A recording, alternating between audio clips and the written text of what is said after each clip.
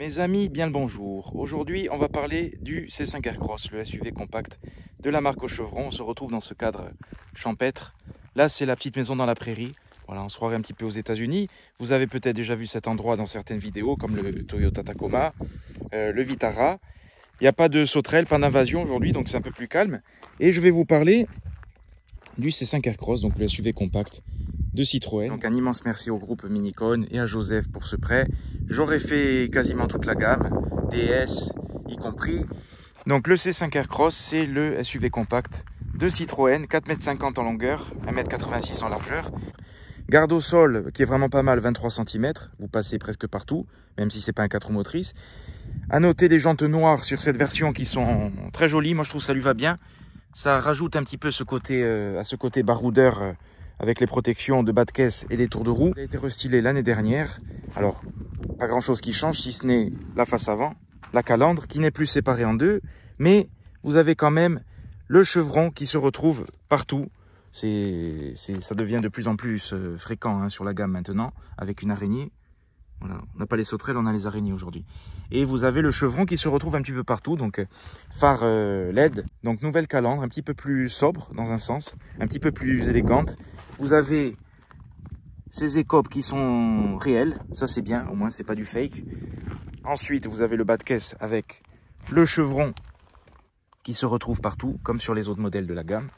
Le spoiler comme ça, un petit peu, voilà, c'est pas de l'alu, c'est du plastique, mais ça fait effet alu. Avec les capteurs à l'avant, les anti-brouillards qui sont tout en bas, bon ça si vous tapez, je pense que l'anti-brouillard prendra. Alors au niveau de l'arrière, il n'y a pas trop de changement, si ce n'est les phares, avec cet effet 3D. Le motif, c'est très travaillé à l'intérieur, c'est très beau. Vous avez quand même un 4x4, j'allais dire, mais bon, c'est un SUV, mais il est assez massif, assez cubique. Donc il est très imposant et à l'intérieur, vous avez l'impression qu'il est beaucoup plus grand que ses dimensions, 4,50 m. Ensuite, vous avez en dessous des fausses sorties d'échappement, les capteurs à l'arrière et à l'avant, le coffre électrique, le logo en noir Citroën, ça c'est bien, le chevron noir, Minicone, une seule adresse, voilà, vous pouvez vous y rendre pour découvrir Citroën, Mazda. Au niveau du coffre électrique, un des plus grands de la catégorie, si ce n'est le plus grand, 580 litres, vous avez un espace en dessous, parce qu'on est sur une version thermique. Les hybrides perdent pas mal de litres, et c'est vraiment le roi de l'habitabilité un peu à l'ancienne, ça rappelle les monospaces, parce que vous avez un coffre immense, et les sièges qui se rabattent, et alors là, vous pouvez dormir dedans, c'est gigantesque, je vais vous montrer ça. Donc 580 litres, c'est immense, et pour fermer le bouton, c'est bien qu'il y ait un coffre électrique. Bon, à ce niveau de prix, c'est pas étonnant. Dans l'ancienne version, il y avait des petits rappels de rouge en bas de caisse à l'avant. Je trouve que c'est bien qu'ils aient enlevé ça. Là, il paraît un petit peu plus sobre, un petit peu plus cossu. Alors, dans cette couleur gris avec le contraste noir, je trouve que c'est très bien. Les jantes noires, elles sont très très belles. Ça, je trouve que c'est bien. C'est du Citroën. On aime ou on n'aime pas. Il y a ce C, d'ailleurs, ce C de Citroën, on pourrait dire, sur cette partie chromée. Alors, ça fait beaucoup de chrome. Ça aussi, bon, voilà, les goûts et les couleurs. Les barres de toit, pour la praticité, ça rajoute à ce côté baroudeur, donc ça c'est bien. Ensuite, vous avez les rétros noirs. Les rétros sont les mêmes, sur la gamme MDS, je crois. Ils se ressemblent, en tout cas. Vous avez l'ouverture main libre, accès main libre. La trappe à essence. Alors, au niveau des pneus, on est sur du 205, 55, 19, donc 19 pouces quand même, grosse jante. Garde au sol gigantesque, 23 cm gigantesque, j'exagère, mais en tout cas, pour un SUV, ça fait plaisir d'avoir une vraie garde au sol. Moi, si vous aimez ou pas cette voiture, après, je sais que les Citroën, c'est une marque vraiment tranchée. Certains adorent, d'autres détestent. Vous avez ce bas de caisse façon air bump, voilà, en plastique, au moins la voiture est protégée. Ça coûtera moins cher à réparer. J'aime bien ce creux sur le capot, voilà, qui se retrouve sur les autres modèles de la marque.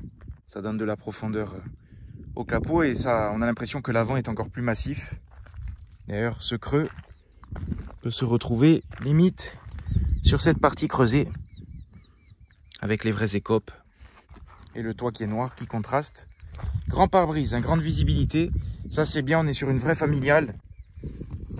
Alors au niveau de l'arrière, quand on ouvre la portière, Grande portière, hein, grande ouverture, vitre immense. J'aime bien d'ailleurs le décroché de la portière, cette forme de carrosserie un petit peu, ça change un petit peu. Et là, vous accédez à un arrière immense avec 3 places, 3 vrais sièges indépendants. Ça rappelle l'époque, la belle époque des monospaces, hein, parce que c'est dommage que ça se perde. Là, au moins, on revient à l'ancienne. En plus, vous avez les sièges qui sont, il y a la barre en dessous, coulissants. Alors, j'ai avancé le siège passager avant pour vous montrer. La banquette est coulissante, enfin plutôt les sièges sont coulissants de manière indépendante. Donc ça, c'est bien. Si vous avez des objets un petit peu plus longs et des enfants, tout est modulable. Pour rabattre le siège, très simple. Et voilà. Et vous obtenez un plancher plat et une capacité gigantesque. Alors, on est sur les sièges Advance Comfort de Citroën. Donc, le confort est vraiment génial. Il n'y a rien à dire. C'est le maître mot de Citroën et ça s'affirme encore une fois sur ce modèle. L'accueil est vraiment bon, c'est moelleux. Peut-être encore plus confortable à l'arrière qu'à l'avant. Les dossiers sont un petit peu droits, ils ne se règlent pas. C'est dommage, mais en tout cas, vous avez 3 sièges indépendants. Comme à l'ancienne, et la place du milieu, c'est une vraie place. Pour le coup, si vous avez des enfants, cette voiture sera faite pour vous. Petite custode à l'arrière, visibilité très bonne, visibilité vers l'arrière moyenne, très moyenne même, parce que la voiture est vraiment haute, donc on ne voit pas grand-chose. Heureusement qu'il y a les capteurs, pas la caméra. La caméra, je vais vous dire pourquoi. L'ouverture est vraiment immense. L'accès à l'intérieur, très facile. Le plancher est quasiment plat. Alors, on se retrouve à l'arrière du C5 Aircross. Les 3 sièges indépendants, c'est très confortable. L'espace aux jambes est gigantesque. Bon, là, le siège est quand même pas mal avancé. Hein, donc, mais il y a quand même beaucoup de place. Plancher presque plat, donc le passager du milieu aura droit à un vrai espace. Des aérateurs à l'arrière. Une prise USB. Et vous avez vu sur ce tableau de bord propre à Citroën, comme les autres modèles de la marque. J'aime beaucoup le motif des sièges. Alors quand vous touchez, c'est d'un moelleux, c'est vraiment agréable.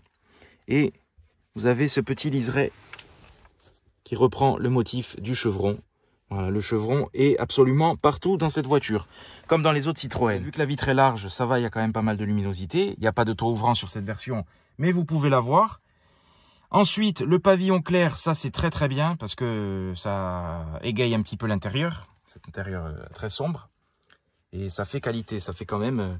il y a une impression de confort qui se dégage. Dès que vous voyez les sièges, il y a une vraie impression de confort qui se dégage. Même la forme de l'appui-tête, c'est vraiment pas mal. 2 petites aumônières à l'arrière et espace aux jambes gigantesque. Alors on se croirait presque... il fait une chaleur à crever. On se croirait presque dans un monospace quand on est assis à l'arrière. Ça me rappelle en tout cas... la belle époque des monospaces. Après, voilà, on est dans un SUV, c'est pas pareil. La largeur, si vous mettez 3 personnes, 3 gros gabarits, à l'arrière, ça va être limite, mais en tout cas, ce sera toujours mieux qu'une fausse place d'une autre voiture. Au niveau de la portière, donc vitre surteintée, poignée chromée, une vraie poignée de maintien, quand vous ouvrez et que vous fermez la voiture, et le bouton de la vitre. Un petit liseré bleu, je le rappelle toujours de bleu, ça c'est bien, je trouve que c'est une belle couleur. Un bac de porte assez correct et l'enceinte pour le son. Je vais vous montrer ce que ça donne quand tout est rabattu. Regardez, en 2 secondes, comme ça va vite. Voilà. Là, vous avez de quoi faire. C'est gigantesque, sans oublier l'espace en dessous, donc 580 litres à la base. Et quand vous rabattez les sièges, je ne sais pas combien il y a de litres, je le mettrai, mais vous pouvez le transformer en van et partir faire un road trip. Alors là, il n'y est pas, mais vous pouvez avoir le triangle qui se range ici. Ça, c'est bien pour le trouver plus facilement. C'est bien pensé. Attention de ne pas se le prendre dans la gueule comme à chaque fois. Les coffres électriques, faut pas rigoler avec ça parce que vu le poids que ça fait, ça vous coupe en 2. Donc voilà, c'est vraiment le point fort de cette voiture, c'est l'espace à l'arrière, l'habitabilité, une vraie familiale. Les sièges sont lourds, hein, ça, on sent que c'est de la qualité. On sent qu'il y a du moelleux, de l'épaisseur. Et voilà, l'espace à bord avec le plancher plat. Ah, j'ai tout sali en plus, hein, c'est dommage. Mais très très confortable. Un vrai compagnon de voyage. Donc au niveau de la motorisation, on est sur la version diesel 130 chevaux. Le bloc paraît tout petit dans cet espace. Déception à l'ouverture, pas de vérin, baguette à l'ancienne. Le capot est immense, donc c'est vrai que c'est pas simple de tenir le capot. Il faudra vraiment se mettre du côté de la tige pour l'enclencher parce que sinon il va vous tomber dessus. Donc 300 Nm de couple. Le 0 à 100, on est autour de 10 secondes 5. donc c'est pas un foudre de guerre. Je ferai même pas le 0 à 100 parce qu'on s'en fout. Mais une voiture qui est faite pour rouler sur le couple. En tout cas, c'est un moteur volontaire, consommation réduite. C'est vraiment agréable au quotidien et un vrai compagnon de voyage. Le diesel n'est pas mort, il existe encore, donc profitons-en tant qu'il est encore temps. Donc à l'avant, comme pour à l'arrière, grande ouverture de porte. La portière est assez lourde. Le dessin qui est assez sobre de cette porte avec une vraie poignée. Commande de vitre, la poignée chromée. Alors c'est moussé, hein, c'est moussé partout, sauf sur cette partie plastique. Mais ça présente bien. Le seuil de porte siglé Citroën, siège électrique pour le conducteur, siège à mémoire et il y a le bouton siège massant, je vais vous montrer ça.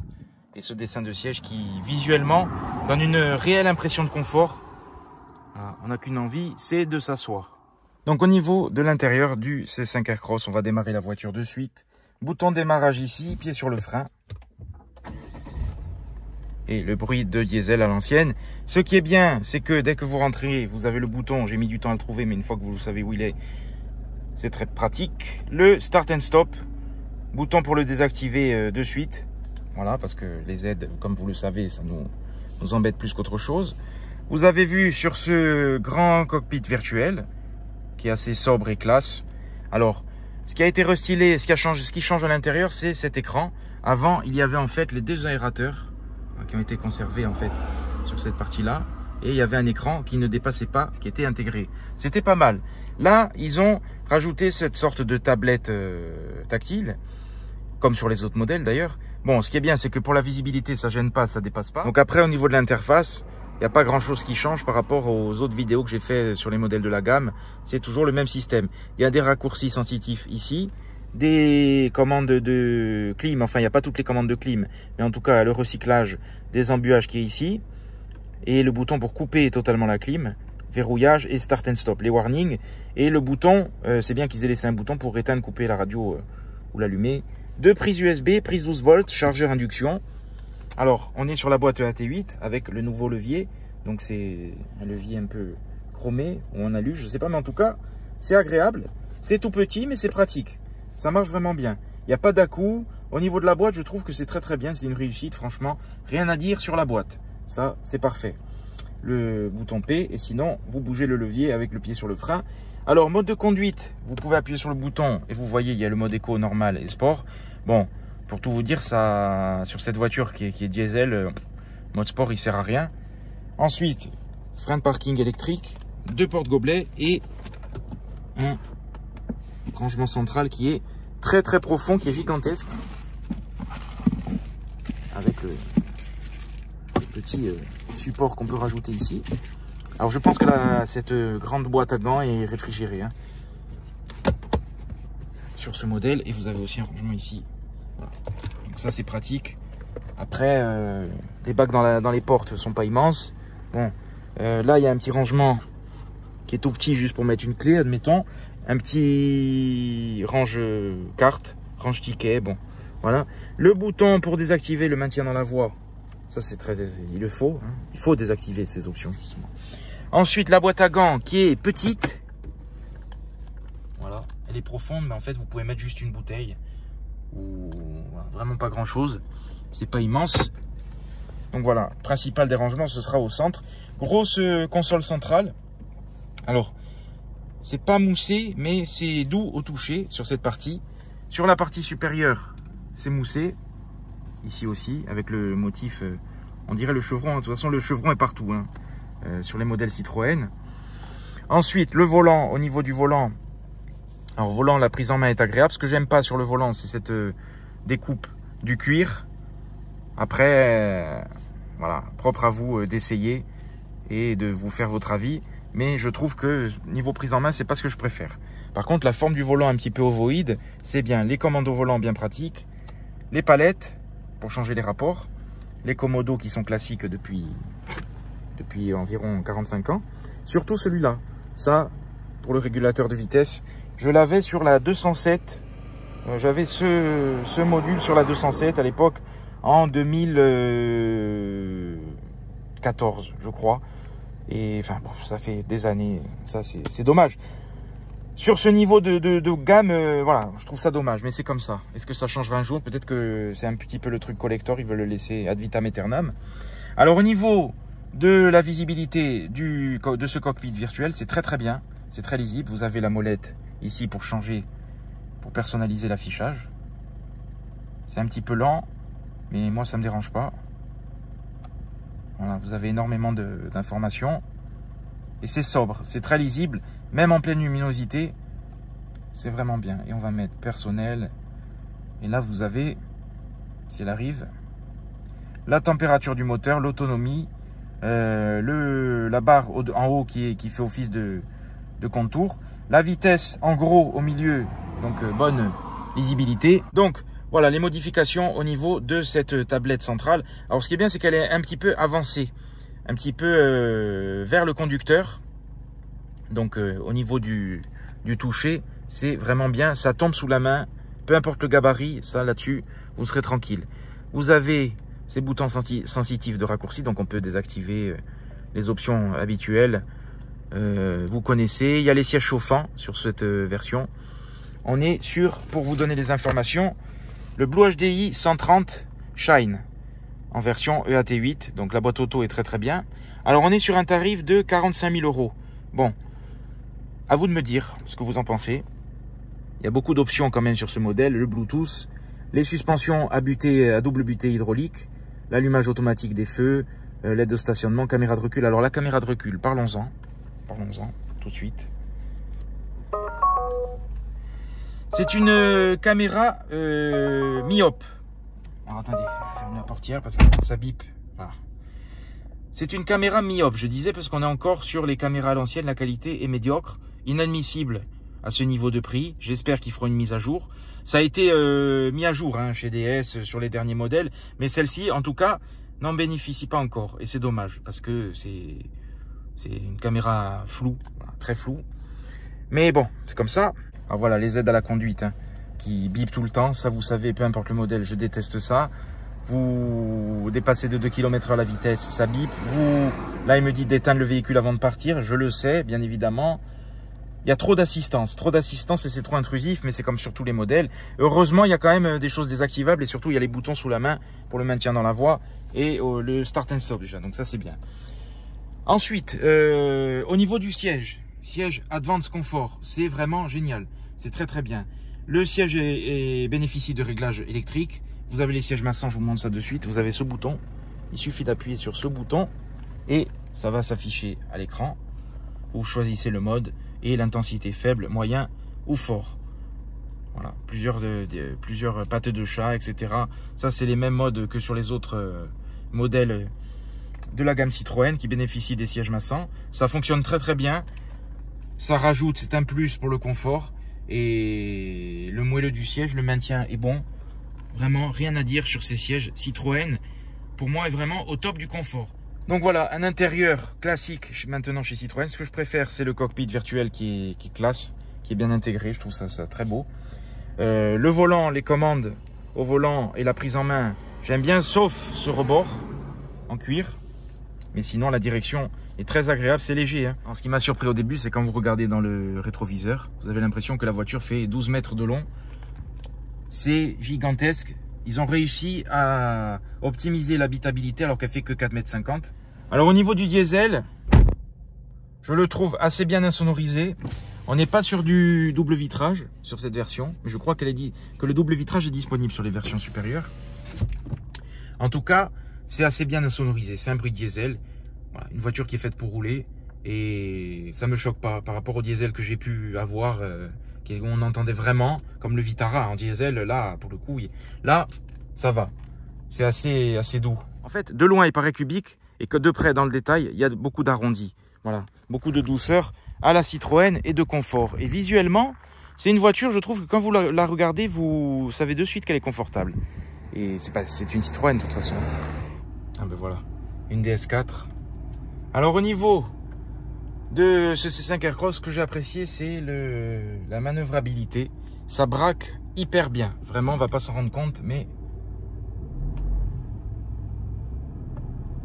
ça braque beaucoup. Donc ça, c'est bien. En ville ou quoi, pour manœuvrer, c'est très facile. Et si vous passez sur un gros trottoir, il n'y a pas de problème. Bon alors, ça fait du bien d'entendre un diesel depuis le temps, non? Quand même bien. Le diesel n'est pas mort. Il a encore de nombreux atouts. Donc à la conduite, c'est vraiment doux. C'est agréable. C'est pas trop pâteau et c'est pas trop chaloupé par rapport à la C5X. C'est agréable. Je trouve qu'ils ont fait un travail remarquable sur les suspensions. Ça filtre quasiment toutes les aspérités de la route. C'est un travail remarquable. C'est très doux à la conduite. C'est très agréable. Alors il est fait pour être conduit sur le couple. Et c'est vrai que quand vous accélérez et quand vous mettez pied plancher, ça devient désagréable. La boîte n'est pas faite pour ça. La voiture non plus. Donc en fait, vous l'utilisez à moitié de pédale. Et vous laissez monter le rapport tranquillement comme ça vient de le faire là maintenant. Parce que sinon, regardez. Voilà, c'est pas agréable. Et sur les petites routes, les bosses, les trous, vous ne sentez quasiment rien. Parce qu'il y a les suspensions à double butée hydraulique et le siège au moelleux irrésistible. Là, c'est Gervita, c'est Jockey. C'est Jockey à la vanille. Alors, ça présente très bien au niveau de l'intérieur. Je vais m'arrêter pour vous en parler, parce que j'oublie de vous parler de la qualité. Donc, c'est moussé, ça présente bien. Après, il y a si vous regardez dans le détail, il y a quelques assemblages et quelques craquements qui sont pas géniaux. Mais, globalement, c'est correct. C'est bien amélioré. Alors, au niveau du confort, la route est quand même dégradée. Il y a beaucoup de défauts sur la route. Et ça absorbe hyper bien. Ça filtre hyper bien. Et ils ont fait un bon réglage. On n'est pas sur le confort ultime comme sur la C5X. On est un petit peu en dessous. Mais le prix est également en dessous. Donc au prorata, c'est un bon compromis. C'est dans la continuité du confort de la gamme Citroën. Donc ça, c'est vraiment un bon point. Au niveau de... Si on ferme les vitres, regardez la sonorisation. Pour un diesel. Une machine à voyager. Alors je trouve qu'il a un bon positionnement dans la gamme parce qu'il affirme son côté SUV et il change vraiment par rapport à la C4 et au C3 Aircross par rapport à son gabarit, son habitabilité. Donc ça fait un beau complément dans la gamme. Voilà les amis, j'espère que cette petite vidéo vous aura plu. Un immense merci comme d'habitude au groupe Minicone, à Joseph pour ce prêt. N'hésitez pas à aller les voir pour découvrir les différentes Citroën, les essayer. Cette voiture est disponible à la vente chez eux. N'oubliez pas de liker, de vous abonner, de partager, de faire découvrir la chaîne. Et puis à bientôt pour de nouvelles choses les amis.